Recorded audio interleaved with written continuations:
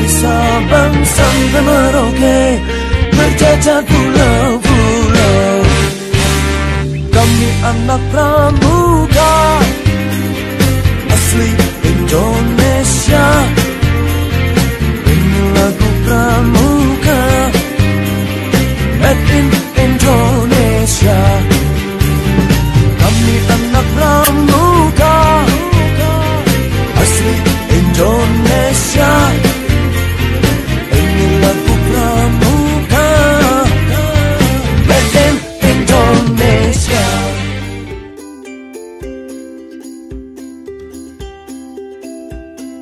Assalamualaikum warahmatullahi wabarakatuh. Selamat pagi dan salam pramuka. Perkenalkan, nama kakak Kak Fikri. Hari ini kakak akan menjelaskan materi seputar penggalang. Ada yang tahu penggalang itu apa? Untuk memperjelas materi, kakak akan dibantu dengan rekan kakak yang bernama Kak Adi dan Kak Uno. Jika kalian ingin tahu, simak video ini yuk. Salam pramuka, semangat pagi. Baik anak-anak, kakak akan jelaskan sedikit secuil tentang pramuka penggalang.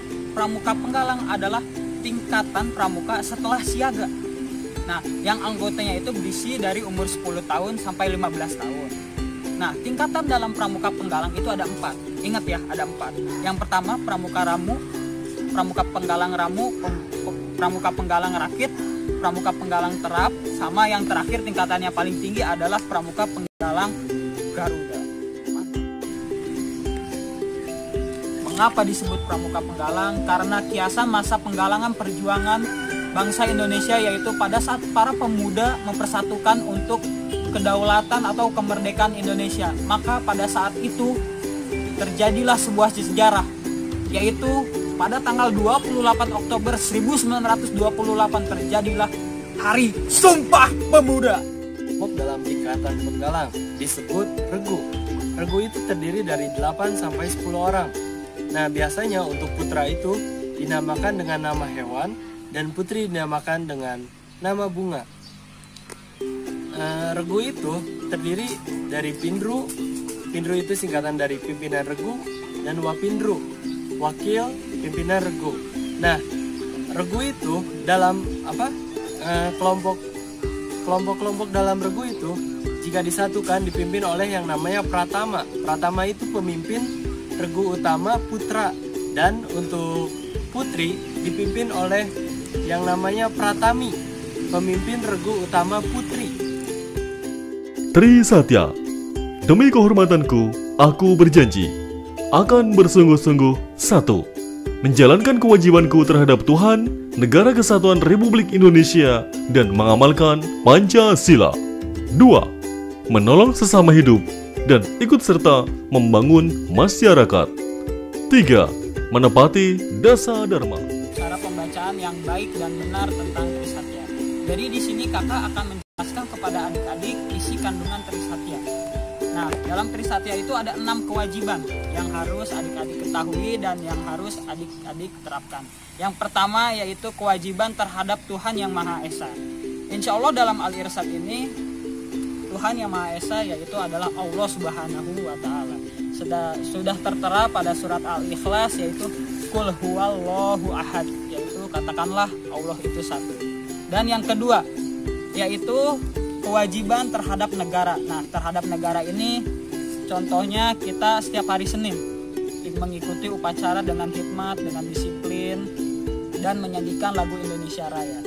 Dan yang ketiga yaitu kewajiban terhadap Pancasila. Nah, adik-adik insya Allah sudah belajar PKN ya, apalagi sudah penggalang, sudah tingkatan atas kelasnya. Insya Allah dalam PKN itu di situ semuanya sudah tertera ya, Pancasila sila ke-1, ke-2, ke-3 dan seterusnya.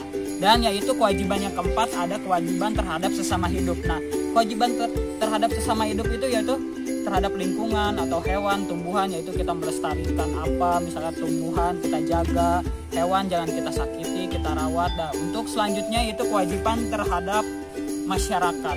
Nah, terhadap masyarakat itu kita saling bergotong royong, kerja bakti atau ronda sebagainya. Nah, untuk yang terakhir yang keenam yaitu kewajiban terhadap dasa dharma. Nah, dalam Dasa Dharma ini, insya Allah rekan saya, Kak Aunul akan menjelaskannya lebih detail lagi.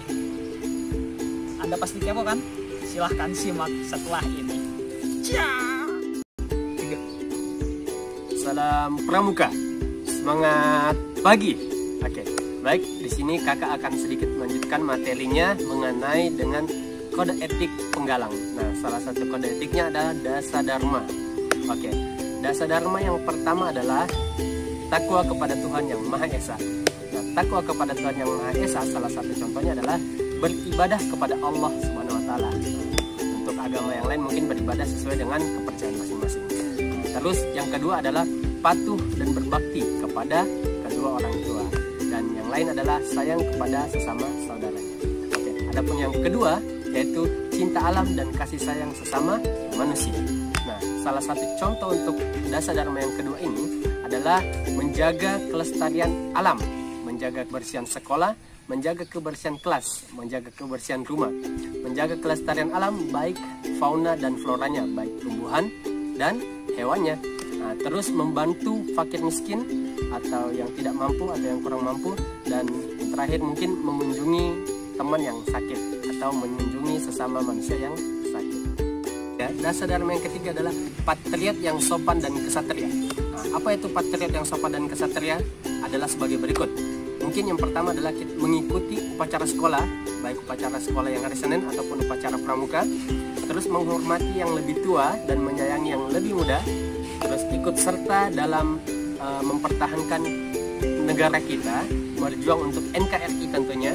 Terus melindungi kaum yang lebih lemah. Terus belajar di sekolah dengan baik, belajar yang rajin. Terus ikut serta dalam kegiatan-kegiatan kemasyarakatan, kegiatan-kegiatan lingkungan, apapun kegiatannya itu kita harus tetap ikut serta. Oke, terus adapun Dasa Dharma yang keempat yaitu patuh dan suka bermusyawarah. Apa itu patuh dan suka bermusyawarah? Antara lain adalah mengerjakan tugas-tugas dari guru, dari pembina, dari para asatid ataupun orang tua dengan kerjaan yang sebaik-baiknya. Terus patuh kepada orang tua, patuh kepada guru, patuh kepada ustadznya, patuh kepada kakak pembina. Nah, adapun suka bermusyawarah yaitu tidak selalu mengambil keputusan yang tidak bermufakat, dan jika ingin mengambil keputusan melalui musyawarah. Yang kelima adalah rela menolong dan tabah. Apa itu rela menolong dan tabah? Antara lain suka menolong orang yang lebih susah daripada kita. Jika menolong tidak karena pamrih tapi karena ikhlas, tabah dalam setiap menghadapi kesulitan dan tidak mudah putus asa, dan selalu menolong orang yang tanpa minta tolong. Nah, adapun Dasa Dharma yang keenam adalah rajin, terampil, dan gembira. Rajin adalah rajin masuk sekolah, tidak suka bolos, terampil dalam kata bisa membuat suatu karya, membuat hasta karya yang bermanfaat, selalu bergembira, selalu maksimal dalam segala urusannya. Dasa Dharma yang ketujuh, hemat, cermat, dan bersahaja. Hemat, cermat, dan bersahaja. Dharma yang ketujuh, tidak boleh boros dan selalu bersikap selalu sederhana dan tidak memewah-mewahkan, tidak selalu bertabzir. Adapun rajin menabung, terus teliti dalam melakukan segala sesuatu, terus bersikap hidup sederhana.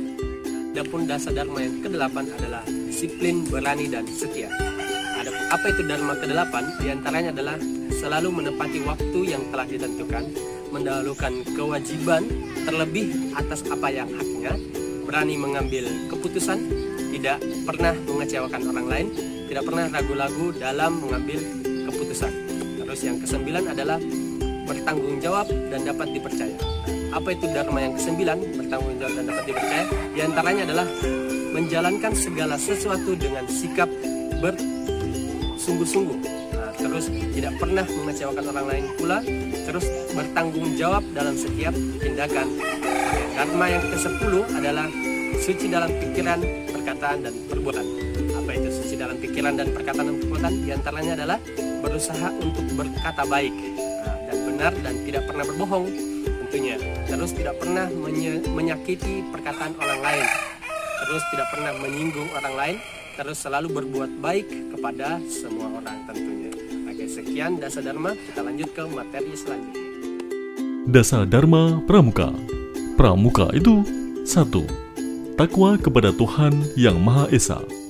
2. cinta alam dan kasih sayang sesama manusia. 3. Patriot yang sopan dan kesatria.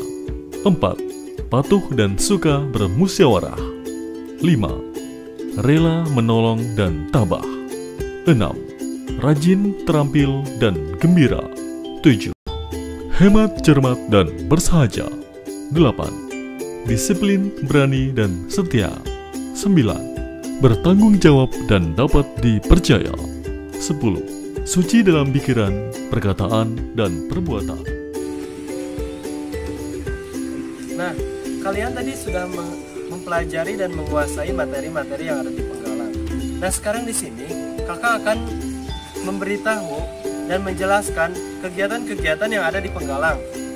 Nah, yang pertama itu ada jambore. Jambore dilaksanakan 4 tahun sekali. Itu tuh ada tingkat kuarcap, kuarda. Kuarda itu singkatan dari kuartir daerah, dan ada tingkat nasional.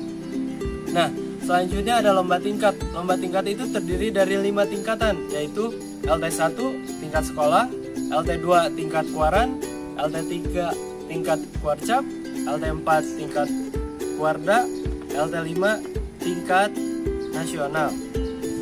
Nah, selanjutnya ada pelantikan. Pelantikan biasanya dilaksanakan 1 tahun sekali.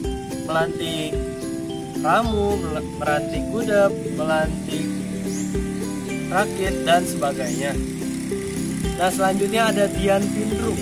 Dian Pindru itu perkumpulan pindru-pindru dari sekolah. Biasanya yang mengadakan kuarcap Kota Bogor biasanya kalau di kita. Nah, selanjutnya, lomba-lomba dalam penggalang itu ada banyak macamnya. Yang pertama ada WG. WG itu biasanya dilaksanakan oleh 5 orang sampai 8 orang. Dalam lomba WG itu biasanya ada lomba pioneering, lomba tandu, lomba sandi, lomba PUPK. Nah, selanjutnya ada lomba LKBBT, lomba ketangkasan baris berbaris tongkat. Itu untuk tingkatan penggalang. Selanjutnya ada lomba menata tenda, lomba menata meja makan. Terus ada lomba membuat hastakarya, desain logo, dan lain sebagainya. Kalau kalian penasaran, yuk gabung Pramuka SD Al-Irsyad. Sekian materi yang dapat kami sampaikan. Kami tunggu kehadiran adik-adik di kegiatan Pramuka SD Al-Irsyad. Salam Pramuka!